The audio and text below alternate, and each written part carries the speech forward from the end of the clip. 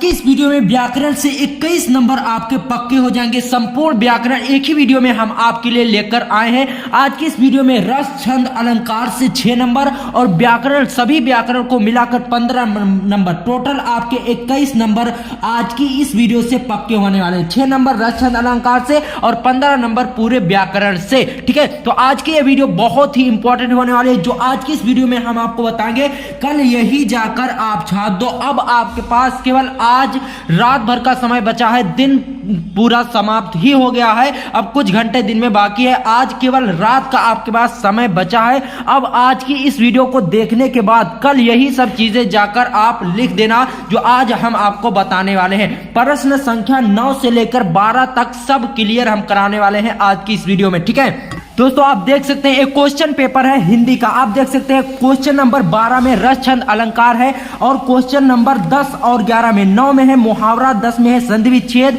और 11 में है आपके सामने विभक्ति और वचन, शब्दयोग, शुद्ध और अशुद्ध वाक्य। ये सब चीजें आज की इस वीडियो में हम आपको बताने वाले हैं। चलिए बिना समय गवाते हुए आज की इस वीडियो को शुरू करते हैं। देखिए प्रश्नोत्तर संख्या 12, सबसे पहले आपको अपने बोर्ड एग्जाम में हेडिंग डालना होगा, बोर्ड एग्जाम वाली कॉपी में। अब रस हम आपको बताते हैं, सिर्फ 2 रस याद करके जाइए, यही कल 16 फरवरी को आपके बोर्ड एग्जाम में आने वाला है, इसकी 100% गारंटी लेते हैं। ठीक है दोस्तों, देखिए यही 2 रस आपके बोर्ड एग्जाम में देखने को मिलेंगे।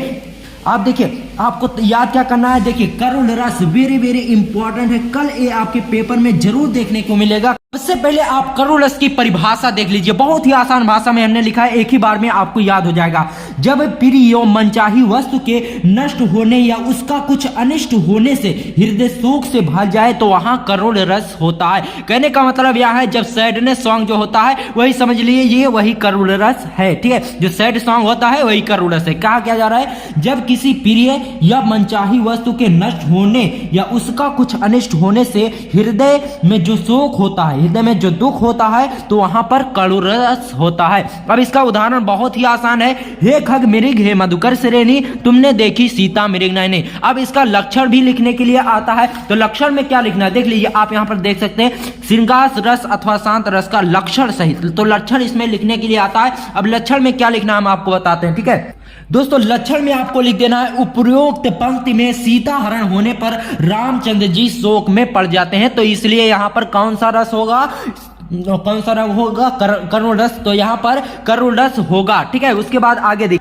तो दोस्तों करुण रस में इतना हो गया। उसके बाद आप तैयार कर लीजिए वीर रस, ये भी वेरी इंपॉर्टेंट है। करुण रस या फिर वीर रस, इन दोनों में से जरूर आएगा या फिर ये दोनों आ सकते हैं, तो दोनों को अगर आप तैयार करके जाओगे आपका एक भी नंबर नहीं छूटेगा। वीर रस आपको इस तरह से हेडिंग डाल देना है। इसकी परिभाषा बहुत ही आसान है, जब किसी युद्ध अथवा कठिन कार्य के लिए हृदय में उत्साह होता है तो वहां वीर रस पाया जाता है। कहा क्या जा रहा है, जब किसी युद्ध अथवा कठिन कार्य के लिए हृदय में उत्साह यानी मोटिवेशन आता है तो वहां वीर रस पाया जाता है। इसका अस्थायी भाव उत्साह है, इसका अस्थायी भाव जो है वह क्या है, उत्साह है। ठीक है, तो अब आप उसका उदाहरण देख लीजिए। उदाहरण बहुत ही आसान हमने लिखा है, वीर तुम बढ़े चलो, धीर तुम बढ़े चलो, सामने पहाड़ हो या सिंह की दहाड़ हो। इसका लक्षण किस तरह से लिखना है वो आप देख लीजिए। ठीक है, तो परिभाषा हमने बताया बहुत ही आसान में, उदाहरण तो बहुत ही आसान है, बचपन से आप सुनते चले आ रहे हैं, वीर तुम बढ़े चलो, धीर तुम बढ़े चलो। ठीक है, लक्षण में आपको लिख देना, उपरोक्त पंक्ति में वीर को आगे बढ़ने के लिए उत्साहित किया गया है, तो इसलिए यहां पर कौन सा रस होगा बाबू, वीर रस होगा। ठीक है, उसके बाद आगे, उसके बाद बारी आती है अलंकार की। ये 2 अलंकार आप तैयार कर लीजिए जो मैं आपको बताने वाला हूं। पहला है रूपक अलंकार और दूसरा है उत्प्रेक्षा अलंकार। यही 2 कल 16 फरवरी को आपके बोर्ड एग्जाम में देखने को मिलेंगे। तो रूपक अलंकार हम आपको बता देते हैं। रूपक अलंकार इस तरह से आपको हेडिंग डाल देना है जैसे हमने डाला हेडिंग। ठीक है, उसके अंतर्गत आपको इसकी परिभाषा लिखना है, जब उपमेय और उपमान की अत्यधिक समानता प्रकट करते हुए उपमेय में उपमान का आरोप हो तो वहां पर रूपक अलंकार होता है। यानी यहां पर कहा क्या जा रहा है, जब एक वस्तु की तुलना, यानी जब एक वस्तु को दूसरे वस्तु के समान, बहुत अधिक समान बताया जाए तो यहां पर रूपक अलंकार होता है। उदाहरण आप देख लीजिए, उदाहरण में है चरण कमल बंदो हरिराई, यानी जो श्री कृष्ण जी के चरण है वह कमल के समान कोमल है, तो इसलिए चरण को कमल के समानता दी गई है, तो इसलिए यहां पर रूपक अलंकार होगा। उसके बाद उत्प्रेक्षा अलंकार हम आपको बताते दोस्तों उसके बाद आता है उत्प्रेक्षा अलंकार। इसमें हम आपको बताते हैं कि उत्प्रेक्षा अलंकार की परिभाषा कैसे लिखना है, ठीक है। देख लीजिए आप, जहां उपमेय में उपमान की संभावना की जाए वहां उत्प्रेक्षा अलंकार होता है, ठीक है। कहा क्या जा रहा है, इसकी परिभाषा बहुत ही सिंपल है, जहां उपमेय में उपमान की संभावना की जाए वहां उत्प्रेक्षा अलंकार होता है। इसमें पराया, मनु, मानो और जनु, जानो आदि शब्द आते हैं। इस उत्प्रेक्षा अलंकार का जो उदाहरण होता है ना, उसमें मनु और मानो, जानो ऐसे शब्द बार बार आते हैं, तो इसलिए जिसमें भी ऐसे शब्द आए तो वहां पर क्या होगा, उत्प्रेक्षा अलंकार होगा। उदाहरण आप इसका देख लीजिए, बहुत ही आसान भाषा में इसका उदाहरण हमने लिखा है। सिर फट गया उसका वही मानो अरुण रंग का घड़ा, ठीक है। तो यहां पर क्या आया है, मानो शब्द आया है, तो इसलिए यह उत्प्रेक्षा अलंकार का उदाहरण है। बहुत ही आसान उदाहरण है, सिर फट गया उसका वही मानो अरुण रंग का घड़ा, ठीक है। बहुत ही सिंपल उदाहरण है। उसके बाद आगे देखिए, आपको छंद बताते हैं कि क्या क्या तैयार करके जाना है। उसके बाद दो छंद हम आपको बताएंगे, यही दो छंद आपके बोर्ड एग्जाम कल 16 फरवरी को देखने को मिलेंगे। पहला छंद है वेरी वेरी इंपॉर्टेंट, चौपाई, ठीक है। चौपाई में आपको क्या लिखना है, इसकी परिभाषा हम आपको बता देते हैं। बहुत ही आसान परिभाषा है, यह एक सममात्रिक छंद है, इसके प्रत्येक चरण में 16-16 मात्राएं होती हैं, बस इसका यही इतनी परिभाषा है। उदाहरण आपको लिखना है, उदाहरण हम आपको बता देते हैं और इसकी मात्रा लगाना भी आपको बता देते हैं। उदाहरण भी बहुत ही आसान है, देखिए, बंदो गुरुपद पदम पुरागा सुरुचि सुबास सरस अनुरागा अमीय मोरिम चूरन चारु समन सकल भौरुज परिवारू। अब इस पर मात्रा कैसे लगाया जाता है ये आप ध्यान से देख लीजिए, ठीक है। जहां पर बड़ा उ, बड़ा ई और बड़ा आ की मात्रा आए वहां पर दो मात्राएं, यानी इस तरह से यस की तरह ये दो मात्रा है, ठीक है। और ये जो है ये एक मात्रा है, ठीक है। तो यहाँ पर बंदा आया ना, तो बा आया है, आधा ना, दो शब्द यहाँ पर हो जा रहे हैं, तो यहाँ पर दो मात्रा होगी। और यहाँ पर एक ही शब्द है तो एक मात्रा है, और यहाँ पर छोटा उ की मात्रा है तो एक मात्रा होगी, ठीक है।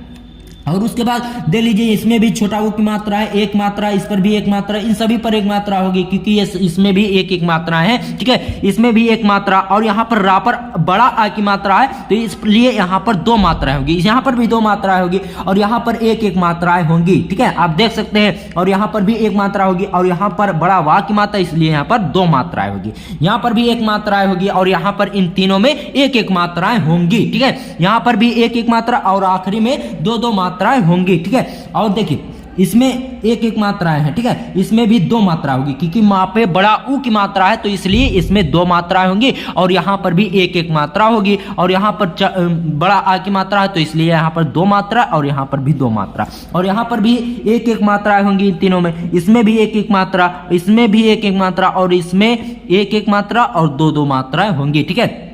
आप देख सकते हैं, बड़ा एक चीज आप ध्यान में रखिए, जहां पर छोटा उ, छोटा ई और छोटा आ की मात्राएं आए और एक मात्रा आए, ठीक है, एक शब्द है, एक अक्षर आए तो यहाँ पर एक मात्रा लगेगी, और जहां पर बड़ा आ, बड़ी ई, बड़ा उ की मात्रा आए तो वहां पर क्या लगेगा, दो मात्रा वाला संकेत लगेगा, ठीक है। ये दो मात्रा का निशान है, ठीक है, और ये एक मात्रा का निशान है, ठीक है। उसके बाद स्पष्टीकरण भी इसका पूछा जाता है, तो स्पष्टीकरण में सिर्फ इतना आपको लिख देना है, इसके सभी चरणों में 16-16 मात्राएं हैं तो यह चौपाई छंद है, बस इतना हो गया। इसलिए इस पर आपको 2 नंबर कोई भी एग्जामिनर नहीं काट सकता, जैसे हमने बताया है वैसे अगर आप लिखोगे। इसके बाद देखिए, दोहा आपको बताते हैं, बहुत ही इंपॉर्टेंट है। अब दोहा में कैसे आपको लिखना है देख लीजिए, ठीक है। दोहा आपको हेडिंग डाल देना है इस तरह से, इसकी परिभाषा आप देख लीजिए, दोहा अर्धसम मात्रिक छंद है, यानी इसकी सभी चरण बराबर नहीं होते थे इसलिए ये अर्धसम मात्रिक छंद है। इसमें प्रथम और तीसरे चरण में 13-13 मात्राएं, और चौथे और दूसरे चरण में 11-11 मात्राएं होती हैं। इसमें क्या होता है, ये एक अर्धसम मात्रिक छंद है, और इसके प्रथम जो पहला चरण होता है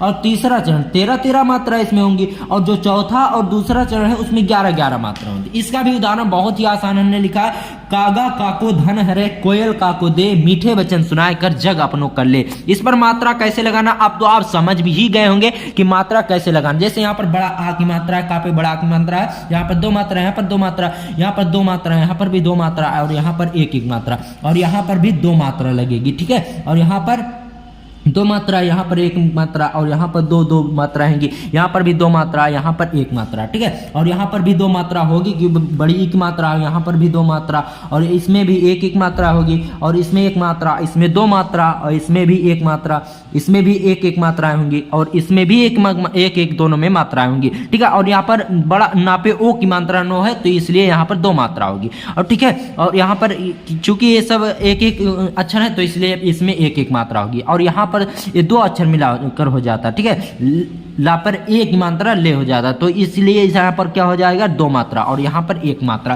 तो इस तरह से इसका भी उदाहरण आपको लिख देना। स्पष्टीकरण बहुत ही आसान है, आपको लिख देना है कि इस उदाहरण के प्रथम और तीसरे चरण में 13-13 मात्राएं और दूसरे और चौथे में 11-11 मात्राएं हैं, तो इसलिए यह दोहा छंद का उदाहरण है। बस इतना हो गया दोस्तों। क्वेश्चन नंबर 12 आपका समाप्त हो गया। रस छंद अलंकार जैसे हमने बताया वैसे अगर आप लिख कर आते हो तो एग्जामिनर आपका एक भी नंबर नहीं काटेगा। अब आपको लिए चलते हैं प्रश्न संख्या 9 में। प्रश्न संख्या 9 में आपसे मुहावरा पूछा जाएगा। ये सभी मुहावरे हम लिखे, इनमें से आपसे आ सकता है। देखिए कैसे लिखना है, देखिए आपको मुहावरा दिया जाएगा और कहा जाएगा कि निम्नलिखित मुहावरों में से किसी एक मुहावरे का वाक्य प्रयोग कीजिए। 3 मुहावरे आपको दिए जाएंगे जिसमें से एक आपको करना होगा, ठीक है। तो ऊंट के मुंह में जीरा, ये वेरी इंपॉर्टेंट है, कल आपसे पूछा जा सकता है, इसको आप तैयार कर लीजिए। ऊंट के मुंह में जीरा, इसका अर्थ है आवश्यकता से कम। अब इसको वाक्य में प्रयोग करना है, तो वाक्य प्रयोग बहुत ही आसान भाषा में हमने लिखा है। 20 रोटी खाने वाले रामू के लिए ये 2 रोटी ऊंट के मुंह में जीरे के समान है। यानी जो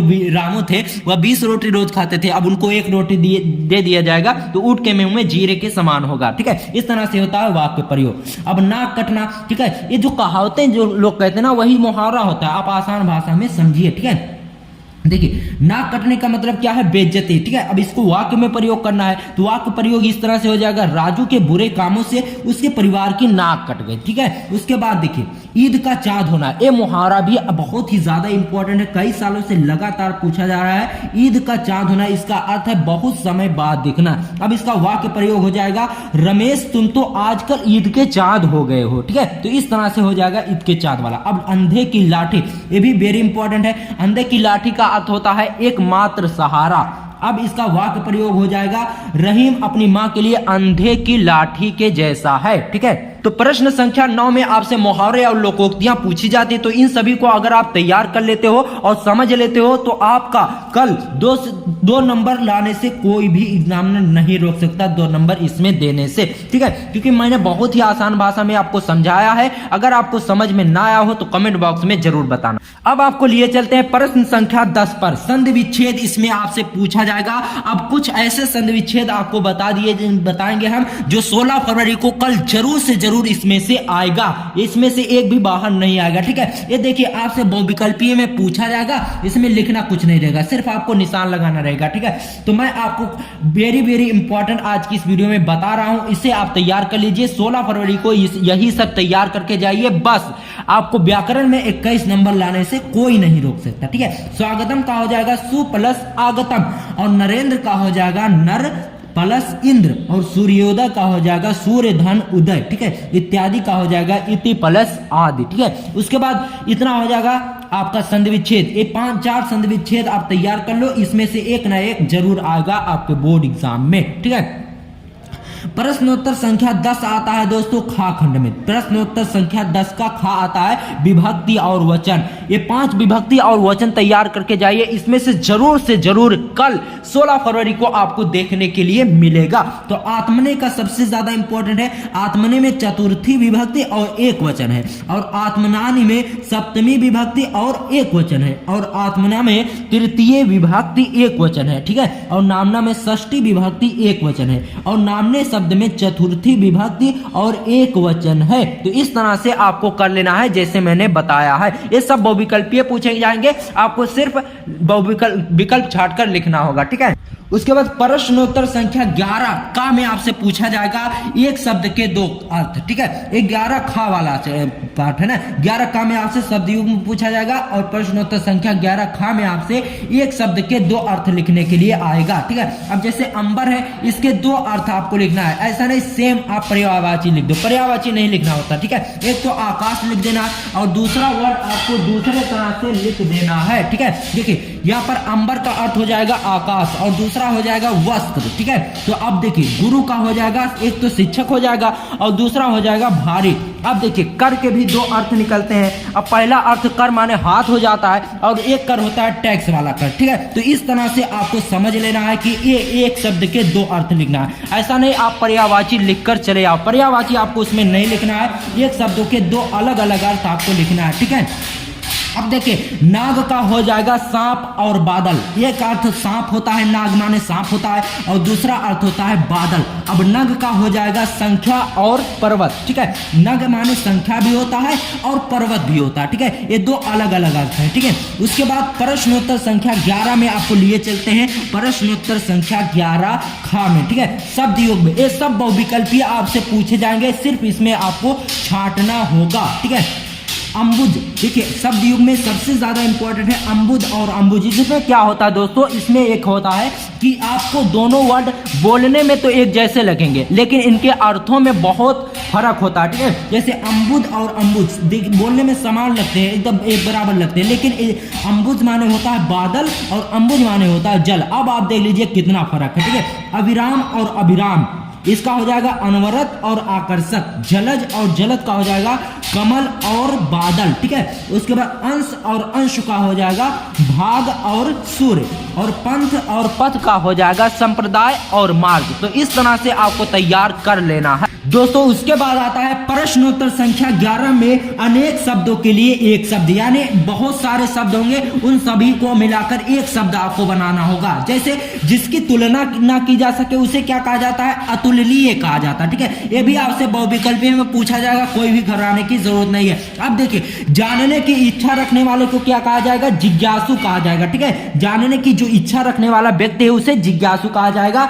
और जिसे कोई जीत ही ना सके उसे अजीत कहा जाएगा, ठीक है। और जिसका मूल्य ना हो, जिसका कोई मूल्य ही ना हो, उसे क्या कहा जाएगा, अमूल्य कहा जाएगा। बात समझ रहे हैं? तो इस तरह से आपको लिखना है। उसके बाद आता है प्रश्नोत्तर संख्या 11 का घा। अब 11 का घा में आपसे पूछा जाएगा शुद्ध और अशुद्ध करने के लिए आपको वाक्य दिए जाएंगे। जैसे यहाँ पर हो गया तुम कुर्सी पर बैठे है, ठीक है। तो ये गलत वर्ड है, ठीक है। इसको सही करके आपको लिखना है तुम कुर्सी पर बैठे हो। उसके बाद दूसरा वर्ड है पुत्री पराया धन होता है, ये भी गलत है। इसको सही करके आपको लिखना है पुत्री पराया धन होती है। उसके बाद तुम क्या पढ़ रहा है, ये भी गलत है। इसको सही करके आपको लिखना है तुम क्या पढ़ रहे हो। उसके बाद देखिए अध्यापक कक्षा में पढ़ा रही है, तो बिल्कुल भी गलत है। इसको आपको लिखना है अध्यापक कक्षा में पढ़ा रहे हैं। तो इस तरह से आपको लिखना है जैसे आज की इस वीडियो में हम। तो दोस्तों मिलते हैं आपसे किसी और वीडियो में, तब तक के लिए गुड बाय, जय हिंद, जय भारत। और तैयारी करते रहिए, आपके पास समय बहुत ही कम है, अब आपके पास केवल एक रात बची है।